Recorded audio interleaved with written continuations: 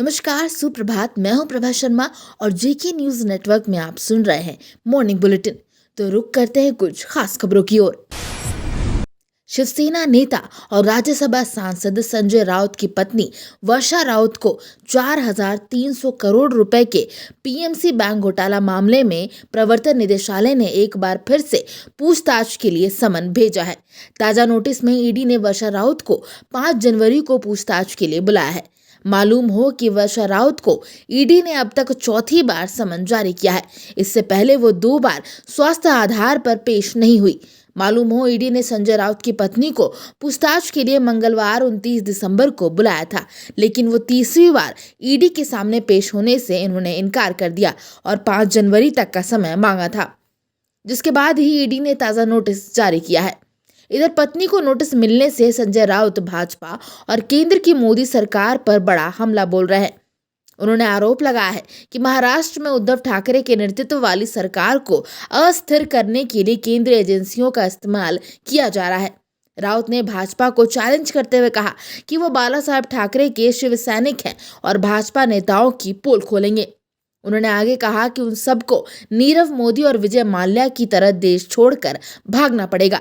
राउत ने दावा किया कि उनके पास भाजपा के 120 नेताओं की सूची है, जिनके खिलाफ धन शोधन मामले में ईडी को जांच करनी चाहिए।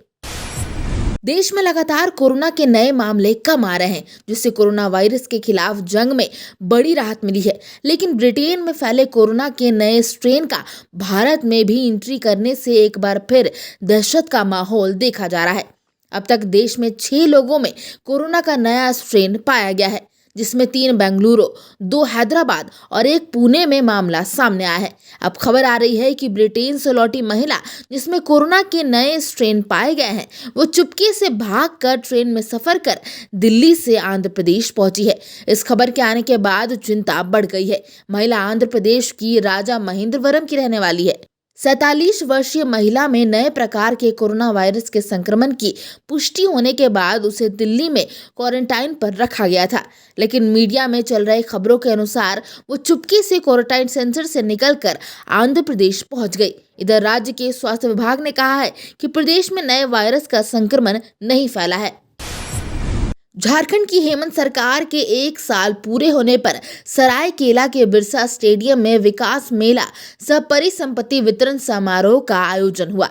इस मौके पर 40,335 लोगों में 43.34 करोड़ के परिसंपत्तियों का वितरण किया गया। मौके पर सामुदायिक वनाधिकार अधिनियम के तहत 47 सामुदायिक वन पट्टा तथा 24 व्यक्तिगत वन पट्टा का वितरण किया गया।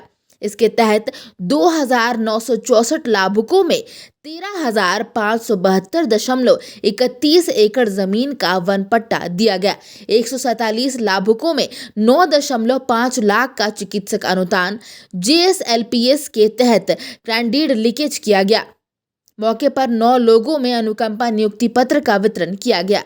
पीएम आवास योजना के तहत 777 लाभुकों को घर की चाबी, 50 को मनरेगा का जॉब कार्ड, कृषि विभाग की ओर से 318 किसानों को पंप सेट, 20 को बैटरी स्प्रेयर, 1142 को पाई, 80 को स्प्रेयर, 26,445 को कंबल, 10 को पेंशन, 2 को पारिवारिक लाभ, 2 को ग्रीन कार्ड, 310 मत्स्य जीवी को केसीसी कार्ड, 45 को पीएमजीपी के तहत केसीसी कार्ड, 180 को कृषि ऋण मांझी, 3 दिव्यांगों को व्हीलचेयर तथा 3 को नियुक्ति पत्र दिया गया। इसके अलावा कई अन्य लाभुकों को भी सरकारी योजनाओं का लाभ दिया गया।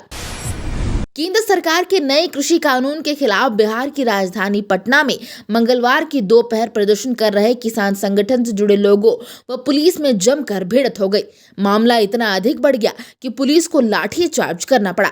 इसमें 3 प्रदर्शनकारियों के सिर फट गए, वहीं कुछ लोग जख्मी हो गए।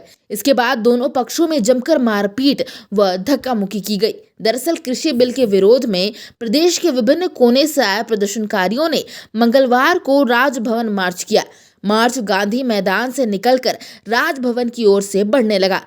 मार्च अभी डाक बंगला चौराहा पर पहुंचा ही था कि पुलिस ने आंदोलनकारियों को आगे बढ़ने से रोक दिया। किसान आगे राजभवन की ओर जाना चाहते थे, लेकिन पुलिस ने किसी को आगे बढ़ने की इजाजत नहीं दी। इसके विरोध में पुलिस को लाठीचार्ज करना पड़ा। 10 लाख के इनामी नक्सली सोनू दास उर्फ परमजीत का शव पुलिस ने मंगलवार को लावालौंग थाना क्षेत्र के टिगधा गांव के समीप जंगल से बरामद किया। पुलिस कई दिनों से उसकी तलाश कर रही थी। उस पर चतरा, लातेहार, पलामू जिला के विभिन्न थानों में 25 से अधिक मामले दर्ज थे।